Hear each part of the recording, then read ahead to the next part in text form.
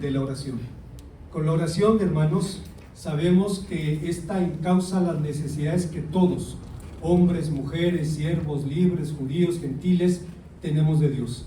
Sin embargo, el mismo pueblo que nos enseñó a orar produjo también la plegaria que se llama Shelo Asani Goy, ¿por qué no me hiciste gentil?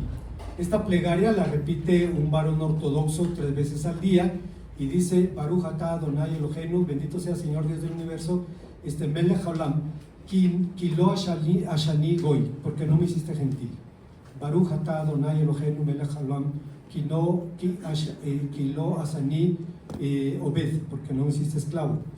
Baruch atah Adonai, porque no me hiciste gentil. Y la mujer judía tiene que levantarse y decirle: Señor, gracias porque hiciste tu voluntad. Este pueblo, hermanos, generó una de las plegarias más discutidas, pero entendiendo el trasfondo y el alma del judaísmo, sabemos que su propósito nunca fue la segregación. Los judíos sabían que la vida no es fácil, y es menos fácil para algunas personas que para otras. Es menos fácil para los esclavos, es menos fácil para las mujeres, es menos fácil para los gentiles en el mundo judío. Cuando mi madre tuvo sus 10 hijos, decía que cuando veía que eran niñas le daba tristeza, porque sabía que por género nada más iban a sufrir más que sus hermanos varones. Y tenía razón. Bueno, en estas condiciones no se buscaba la segregación, sino que se reconocía que este mundo es más difícil para algunas personas que para otras. En su mundo, las mujeres, los esclavos, los gentiles estaban en esa categoría. Sin embargo, tanto para los judíos como para los cristianos, es claro que Dios no hace excepción de personas, y una de las bases bíblicas de esta convicción es la historia que nos ocupa. En ella, Dios muestra cómo hizo de una mujer esclavizada en el mundo gentil un poderoso instrumento de su gracia. Demuestra que, además, que detrás de una auténtica tragedia personal estaba también Dios guiando las cosas al fin que le glorifican.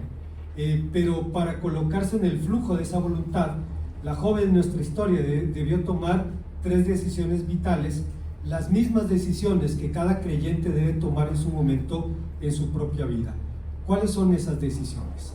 Antes, hermano, de responder esta pregunta, debo decir que este libro es un libro apasionante. Habla de un periodo difícil de la historia de Israel, y recuerdo hace algunos años había en Querétaro una pareja de misioneros filipinos, y estábamos hablando, comiendo con ellos, y de pronto salió el tema de Fernando de Magallanes, aquel explorador que le dio vuelta al mundo, pero no completó la navegación, sino que fue muerto en las Islas Filipinas. Y la hermana filipina me dijo: sí, el que lo mató se llamaba Lapu Lapu. Empezó a recordar la letra de una canción popular y dice: se llamaba Lapu Lapu. Lo que pasaba es que los filipinos, antes de ir a la guerra, metían las puntas de sus flechas y de sus lanzas en el pantano. Entonces venían cargadas de bacterias, y cuando una flecha, una lanza tocaba el cuerpo, estabas muerto. Te iba a invadir una septicemia masiva, que si no te mataba en un día, te mataba en 2 o en 3. Y es lo que pasó. Y me sorprendió que conociera que en Filipinas todavía se recuerde el nombre de ese héroe. Para ellos, uno de los padres de la nación filipina. Digo esto, hermanos, porque la palabra de Dios nos habla de la historia de un hombre valeroso, apreciado, valiente, de quien la tradición judía dice salvó a Siria disparando la flecha que mató al rey Acab, y entonces le recordaba como un héroe de guerra. Pero hay 3 enseñanzas que encontramos en este pasaje, 3 decisiones que esta joven debió tomar y que cada creyente debe tomar en su momento. La primera fue mantener su identidad en tierra ajena. Aunque teóricamente la esclavitud es extraña para nosotros, es una realidad más cercana de lo que podemos imaginar. Prácticamente significa el robo de la vida, la privación de la familia, de la patria, de la identidad, de la libertad y del futuro. Guardando el sentido de proporción, si situaciones a las que damos por sentadas o como domesticadas, como el divorcio, siguen generando en los adolescentes rebeldía, violencia, conductas autodestructivas, precocidad sexual, etcétera, solo podemos imaginar lo que significaría emocionalmente en tiempos de barbarie ser esclavo, ser mujer en el mundo pagano. La joven de nuestra historia fue arrancada de su mundo y tuvo que aprender, como dice el dicho, a amar a Dios en tierra de sirios. Decía hace un momento, hermanos, que la esclavitud que pensamos que ha sido abrogada está más cerca de lo que imaginamos. Ruth Ortega, la esposa de Samuel Lagunas, en la Facultad de Sociología hizo un estudio sobre la prostitución en Querétaro y supo que hay lugares en Querétaro donde las mujeres viejas tienen 7 años. Usted se imaginará, hombres ricos, poderosos, depravados, que van a tener relaciones con bebés. En Querétaro, hoy en día. Obviamente esa criatura le arrancaron la vida, le arrancaron la libertad, le arrancaron el futuro, le arrancaron todo si es que sobrevive, si es que llega a la edad adulta. Entonces, pareciera algo ajeno, pero trágicamente está más cerca de lo que podemos imaginar. En muchos sentidos, hermanos, el mundo es tierra ajena para los creyentes. Lo es no solo por causa de su destino futuro, sino también por la realidad de su presente. Siendo sinceros, los jóvenes no tienen hoy en día un horizonte muy prometedor, y no solo en este país, sino en el mundo entero. Los sistemas educativos tienen la tendencia a estar diseñados para la exclusión, es decir, para que reciba la educación quien pueda pagar por ella. En el ámbito laboral, todo apunta al reclutamiento de mano de obra barata y desechable, pero aún así, quienes logran sumarse a la fuerza laboral tienen que luchar por una oportunidad de esa naturaleza. Los sistemas políticos están en crisis, y eso sin mencionar los problemas de inseguridad, violencia, problemas ecológicos, etc.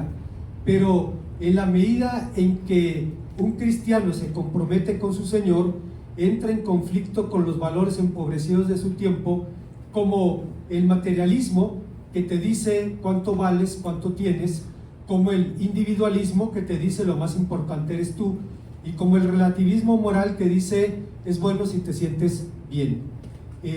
Todo esto hace que esta generación sea llamada proxémica, porque dicen los jóvenes solo se interesan de lo que les afecta directamente, solo se interesan de aquello que de alguna manera les afecta en este mundo, y parecieran encerrados en su propia cápsula, ignorando la realidad del mundo que les rodea.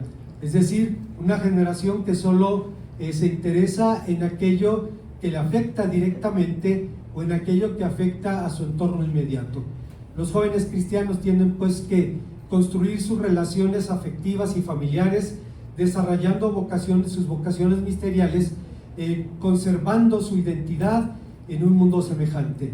Si para los creyentes el panorama es devastador, imaginemos para los no creyentes.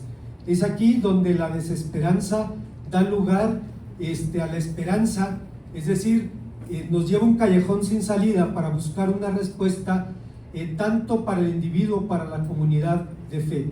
Jürgen Moltmann, un pensador alemán que peleó en la Segunda Guerra Mundial siendo un niño, decía: la cristiandad no tiene su esencia y su fin en sí misma, ni en su propia existencia, sino que vive de algo y sirve para algo que está más allá de ella.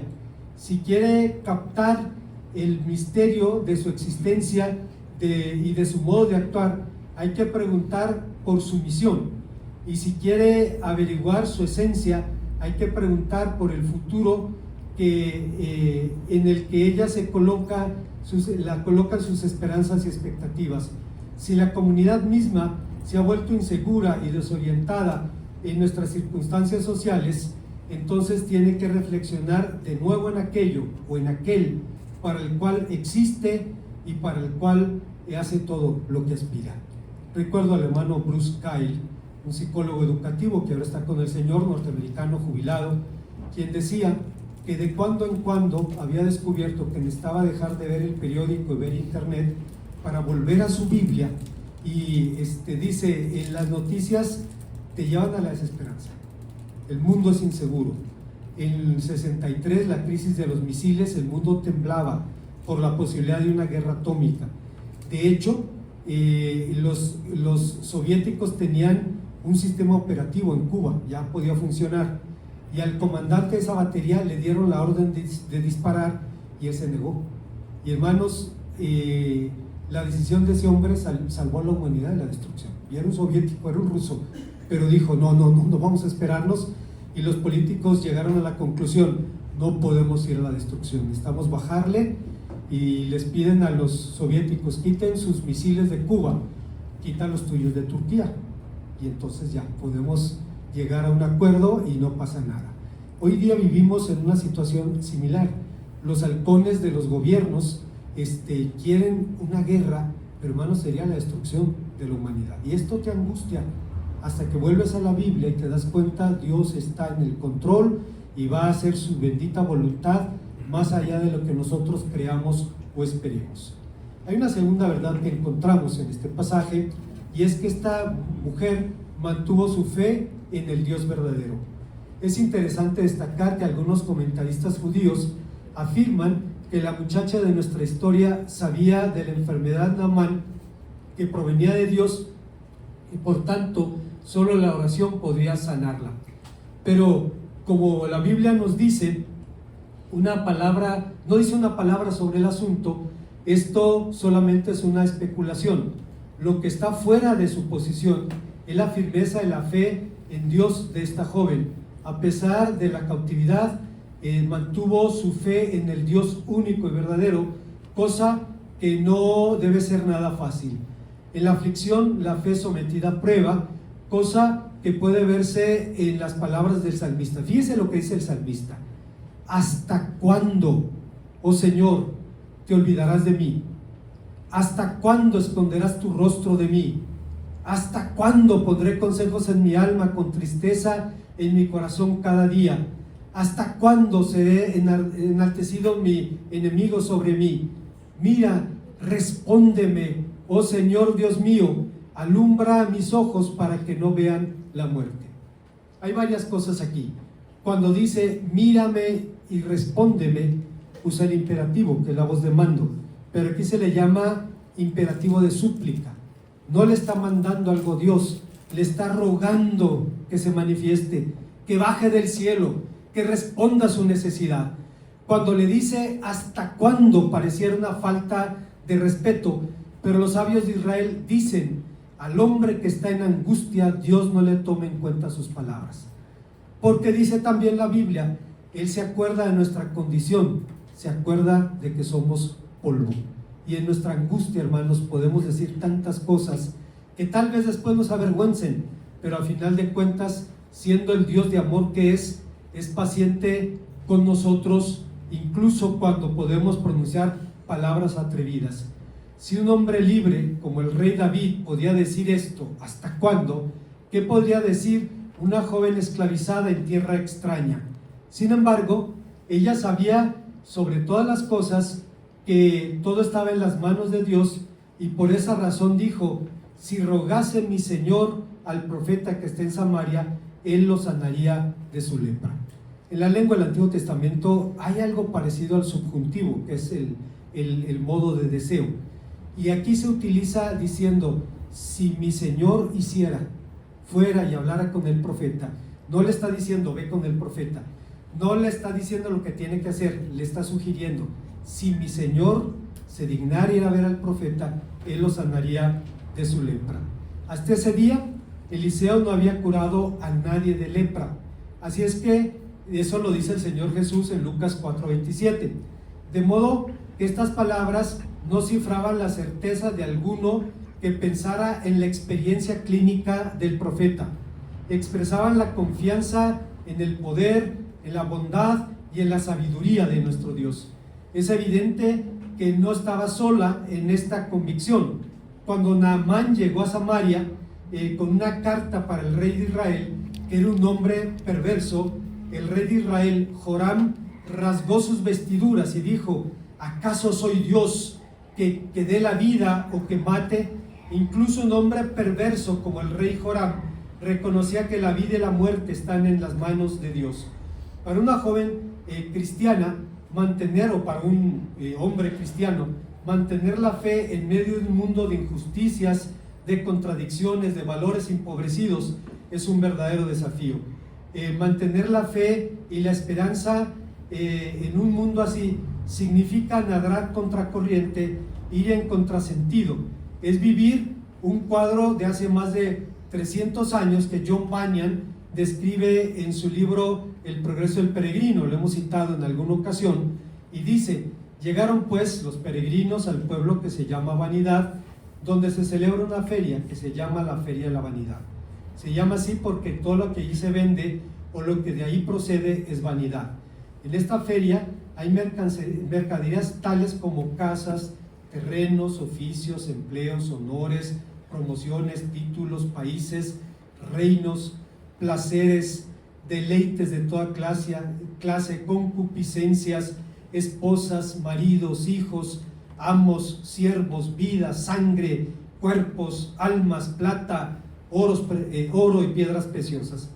Y como los peregrinos no hacían ningún caso en ver las mercaderías, y cuando ni mostraban deseo siquiera de mirarlas, y cuando los invitaban a comprar, se tapaban los oídos y exclamaban: aparta mis ojos para que no haga vanidad, y mirando hacia arriba daban a entender que su negocio estaba en el cielo. Uno, queriendo burlarse de ellos, le preguntó: ¿entonces ustedes qué compran? Y ellos, mirándoles con los ojos serios, le respondieron: nosotros compramos la verdad.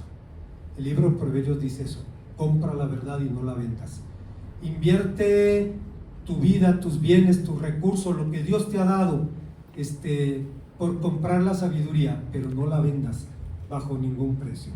Hay una tercera y última enseñanza. Estamos hablando de una joven que decidió mantener su compromiso con el testimonio.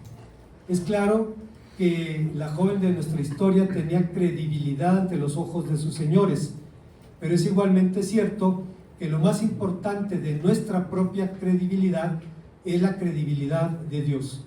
Aunque la esclavitud era una realidad común en el mundo antiguo, en muchos sentidos era una historia excepcional. Se desarrolló en un tiempo excepcional. Si usted estudia con cuidado su Biblia, se va a dar cuenta que solo hay 3 periodos de milagros en la Biblia. Está el tiempo del Éxodo y la conquista, el tiempo de Elías y Eliseo, y el tiempo del Nuevo Testamento.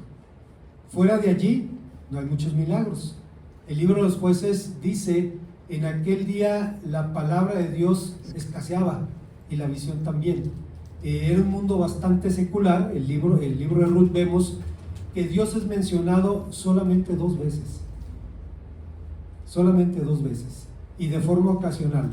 Supo Noemí que Dios había visitado a su pueblo y le había dado pan. Y visitó Dios a Ruth y le dio un hijo. Es la única vez que Dios aparece en la historia. Un mundo parecido al nuestro, bastante secular. Era un mundo excepcional. Una época excepcional en la que Dios se manifestó con milagros. Naamán era también un hombre excepcional. Era un príncipe del ejército de Siria, un varón grande, tenido en la más grande estima de su rey. Era un guerrero valiente hasta la temeridad y un verdadero héroe nacional. Dice la tradición judía que la flecha que él disparó en el campo de batalla le pegó al rey Acab, de lo cual se habla en el capítulo 22 de Primera de Reyes, y lo mató, y de esa manera se convirtió en un héroe nacional. Pero era excepcional también porque tenía lepra. La convicción de que todas las cosas están en la mano de Dios es expresada claramente en afirmaciones como la de Jeremías: ¿quién será aquel que diga que sucedió algo que el Señor no mandó? De la boca del Altísimo no sale lo bueno y lo malo. Lamentaciones capítulo 3. Aunque los arameos trataban el mal de Hansen, es decir, la lepra, de forma diferente a los hebreos, pues los hebreos la trataban con la exclusión para evitar la propagación, y los arameos permitían que los leprosos siguieran viviendo en la comunidad. Sin embargo, esta enfermedad era una verdadera maldición, y está más cerca de lo que usted se imagina. En el centro de Querétaro usted puede ver personas leprosas. Están postradas allí, una pierna de este ancho, se ve deterioro en la piel, y es un problema, hermanos, de esta región del país. En el último censo nacional, la zona del país donde más lepra hay es el Bajío. Es el Bajío. Recuerdo hace muchos años hubo una brigada médica en Pie de Gallo, y cuando llegó el receso, los médicos estaban como los niños que presumen sus cartitas. No, tuve un caso de tal, de tal, de tal, y alguien dice, un caso del mal de Hansen. Y pues dada mi ignorancia, pues tuve que preguntarle al doctor, ¿qué es el mal de Hansen? Le dice, es la lepra. Ah, ok. Y ya, fue un cuadro terrible. Estaba el doctor descansando, llegó una mujer exigiendo un médico, y ya se levantó el doctor, era una jornada larguísima. ¿En qué le puedo ayudar? No, pues vengo aquí, no hay nadie que atienda. Señora, le estoy preguntando en qué le puedo ayudar. Necesito material de curación. ¿Para qué lo quiere? Pues para una curación. Señora, le estoy preguntando para qué lo quiere, porque puedo ir con usted para hacer la curación. Ah, perdón. Sí, doctor, vamos. Y lo acompaña el doctor. Llegamos a una casa, en la sala había un petate, y había una anciana postrada allí con un velo sobre su cabeza. El hedor de carne descompuesta era increíble, y cuando la mujer se quitó el velo, no tenía el maxilar inferior, había perdido el maxilar inferior, y obviamente había tejidos en descomposición allí, y el doctor dijo, no, pues es un caso de lepra, ya muy avanzado, pero es un caso de lepra.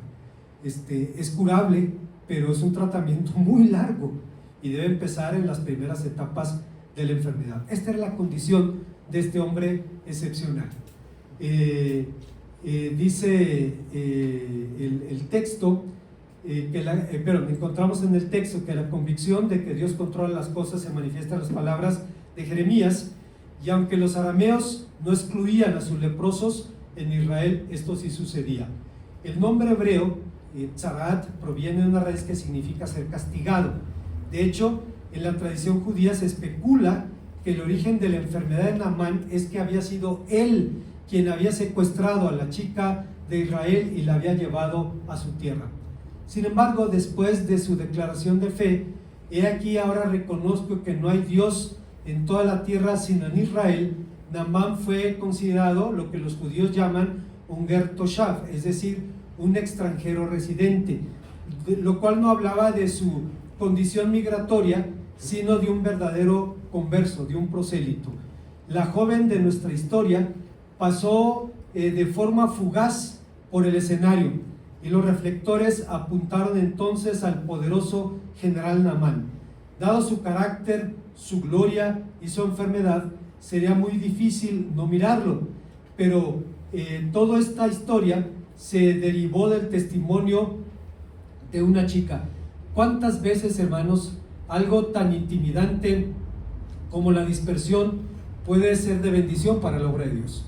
En 1948, cuando se fundó la República Popular de China, se encontró que en el territorio continental de China había comunidades cristianas, y el gobierno, que se declaraba ateo, entonces empezó a mandar al exilio a los cristianos. Los mandaban al desierto del Gobi, los mandaban al Tíbet, los mandaban a los extremos de China. Pero entonces se dieron cuenta que pasaba algo muy raro. Ya deshicieron esta comunidad cristiana, pero hay 20 fuera, porque estos se fueron y compartieron el evangelio. Los sacaban de ahí, los mandaban a otro lugar, hacían lo mismo, y entonces dijeron, no, vamos a dejarlos en su lugar, ya no los muevan, porque van a infectar al mundo, van a llevar su mensaje a donde quiera que vayan. Una tragedia como el exilio puede ser una bendición.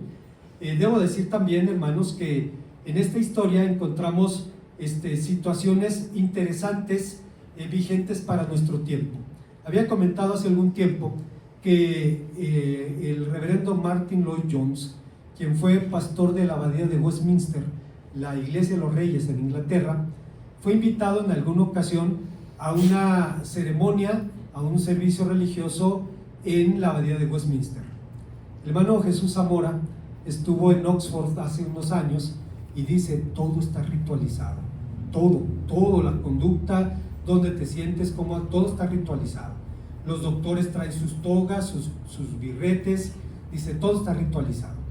Y dice el hermano Chuy, el problema es que a mi edad, dice, aguantar una ceremonia de ese tamaño significa que tengo que ir 4 veces al baño. Dice, y cada ida te cuesta €1.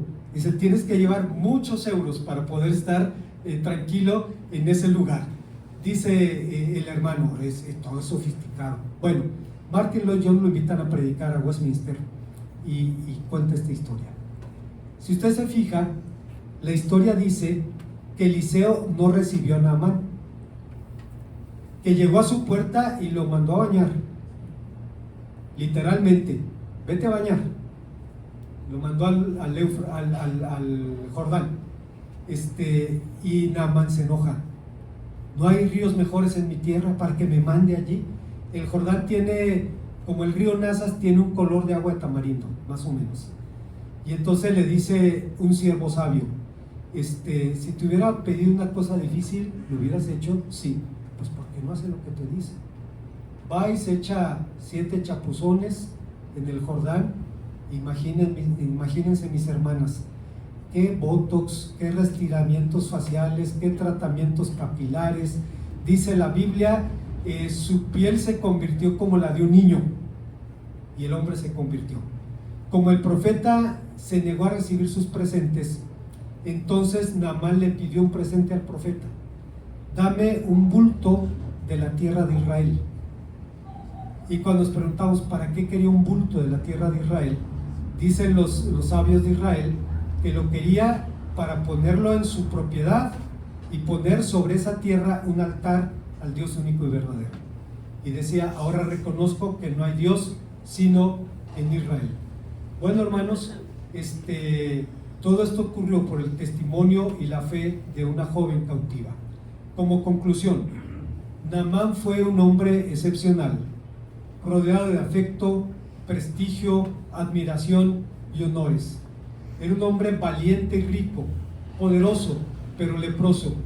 Como un puritano dijo hace 300 años, cada persona tiene su propio pero, mayor o menor, pero el pero de este hombre era tan grande que eclipsaba todos sus bienes. Naamán era un hombre tan grande como este mundo puede producir, pero ni el más vil de los esclavos de Israel cambiaría su pellejo por el de Naamán. Naamán recibió la sanidad de su padecimiento y con ello una regeneración dermatológica. Sus tejidos se volvieron como los de un niño. Imagínense, hermanas, eso, 7 chapuzones y la piel de bebé. Pero, hermanos, sin embargo, la bendición más grande que Naamán recibió no fue un pellejo nuevo, fue un corazón nuevo. Se convirtió al Dios único y verdadero, y entonces pudo decir incluso al profeta: si de ahora en adelante mi Señor el Rey me lleva al templo de su Dios y se inclina para adorarlo y se sostiene sobre mi brazo y me inclino junto con el Rey, que sepa Dios que no estoy inclinándome delante de un Dios falso. La bendición más grande que Naamán recibió fue un corazón nuevo. Todo esto fue posible gracias a la misericordia de aquel de quien San Pablo dice: quiere que todos los hombres sean salvos y vengan al conocimiento de la verdad.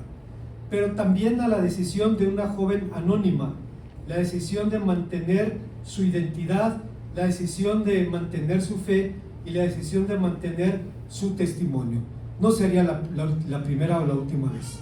Cuando Miguel de Cervantes fue tomado prisionero por los moros y fue llevado al norte de África como prisionero para intercambiarlo, le ofrecieron los musulmanes, cuando vieron que era un hombre brillante, le ofrecieron una opción: conviértete al Islam y eres un hombre libre.